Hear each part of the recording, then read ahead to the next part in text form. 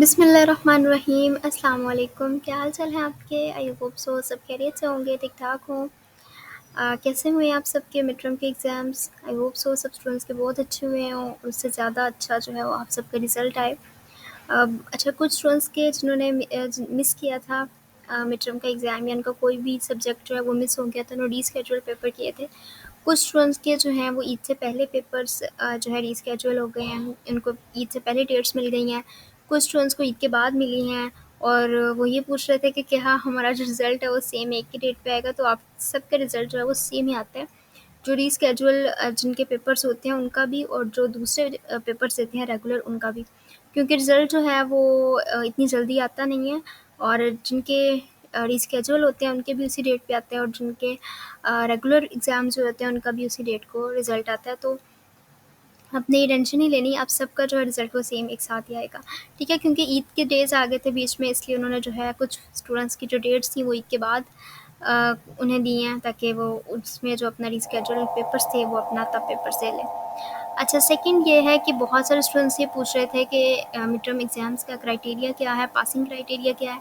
पहले डिफरेंट होता था क्राइटेरिया, लेकिन अब जो है वो क्राइटेरिया पासिंग का वो डिफरेंट हो गया है। पहले क्या होता था, जब स्टूडेंट्स के अगर 8 मार्क्स से कम मार्क्स आते थे तो वो जो है फाइनल टर्म की डेट शीट बना लेता था। लेकिन अब जो है वो ऐसा नहीं है। अगर आपके एटलीस्ट मिनिमम 20% जो है फॉर्मेटिव असेसमेंट्स में नंबर आएंगे, देन आप फाइनल टर्म की जो डेट शीट है वो बना सकते हैं। अच्छा, वो क्यों, किस तरह से 20% आपको लेने होंगे? देखें, बहुत सारे स्टूडेंट्स हैं जिनके 40 में से मार्क्स आते हैं, बहुत सारे ऐसे स्टूडेंट्स हैं जिनके 30 में से मार्क्स आते हैं, बहुत सारे ऐसे स्टूडेंट्स हैं जिनके 38 में से मार्क्स आते हैं। तो उनका आपने 20% जो है काउंट करना है। अच्छा, फॉर्मेटिव असेसमेंट्स कुछ मतलब ऐसे असाइनमेंट्स, जीडीबीज, क्विज़ेस, जैसे कि अगर आप देखें तो यहाँ पर मैंने CS411 की एक जो है उनका खोला है असेसमेंट स्कीम। सबकी डिफरेंट है, थोड़ा बहुत ही फ़र्क है, लेकिन अमूमन सबकी जो है वो सेम इसी तरह से है, ठीक है?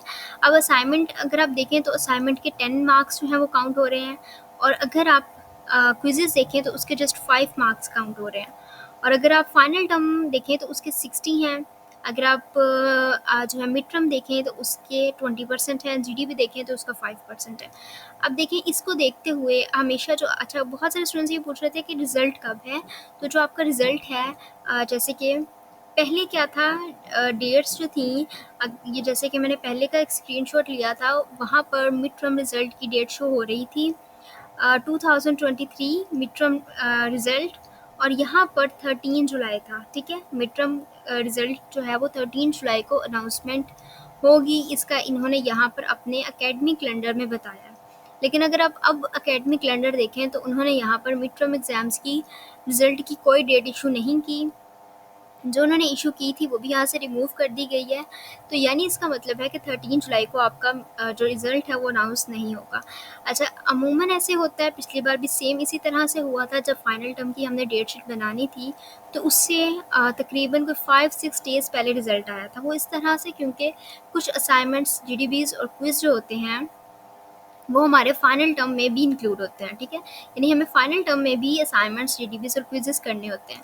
अब जब वो देखते हैं कि जब फाइनल टर्म से पहले तमाम एकेडमिक जो हैं हमारी वो कंप्लीट हो गई हैं, तो देन वो इस तरह से हमारी सारी जो है कैलकुलेट करते हैं, यानी कि हमारे असेसमेंट स्कीम के लिहाज से, यानी कि क्विज़ेस, असाइनमेंट्स, जीडीबी सबको कैलकुलेट करते हैं, और फिर इसमें से 20% जो है, अगर आपके मिड टर्म में पर सब्जेक्ट 20% से अबव बन रहे हैं तो आप फाइनल टर्म की डेट शीट बना सकते हैं, ठीक है? अगर आपके 20% से कम मार्क्स होते हैं तो वो सब्जेक्ट जो होता है वो आपको आपके फाइनल टर्म की डेट शीट में शो नहीं होता, और देन आप वो सब्जेक्ट जो है उसका पेपर नहीं रख सकते या फाइनल टर्म उसका नहीं दे सकते, ठीक है? और फाइनल टर्म नहीं देंगे तो ऑफ कोर्स वाली बात है कि वो जो सब्जेक्ट है वो आपके नेक्स्ट सेमेस्टर में इंक्लूड होगा, और इस सेमेस्टर में आप वो सब्जेक्ट जो है नहीं दे सकते, ठीक है? इसी तरह से अगर आप एक किसी भी सब्जेक्ट को देखते हैं, उसमें अगर आपके 40% वाला जो है टोटल मार्क्स हैं, 40% मिड टर्म में, और उसमें से अगर आप 20% देखें तो वो शायद 8 बन रहे हैं, 7-8 मार्क्स बनते हैं बहुत ईजीली। 7-8 तो हर कोई स्टूडेंट ले सकता है। अब 7-8 मार्क्स जिसके आ गए तो वो पास होगा। अगर 7-8 से कम यानी 5, 4, 6 जितने भी मार्क्स आएँगे 20% से कम होंगे तो वो स्टूडेंट फाइनल टर्म की डेट शीट नहीं बना सकता, ठीक है? अच्छा, जो रिज़ल्ट है वो आपका फाइनल टर्म की डेट शीट से थोड़ी देर पहले आएगा। ऐसा नहीं है कि अगर फाइनल टर्म 1 मंथ बाद उसकी डेट शीट बन रही है तो आपका जो रिज़ल्ट है वो पहले ही अनाउंस हो जाए। वो हमेशा जो है फाइनल टर्म की डेट शीट जब बनती है तो उससे बस चंद दिन पहले जो है आपका मिड टर्म का रिज़ल्ट अनाउंस होता है। पिछली बार भी सेम इसी तरह से हुआ था कि उसी टाइम उन्होंने जो है सिर्फ 5-4 डेज़ रहते थे डेट शीट के बनने में और देन उन्होंने अनाउंस किया था।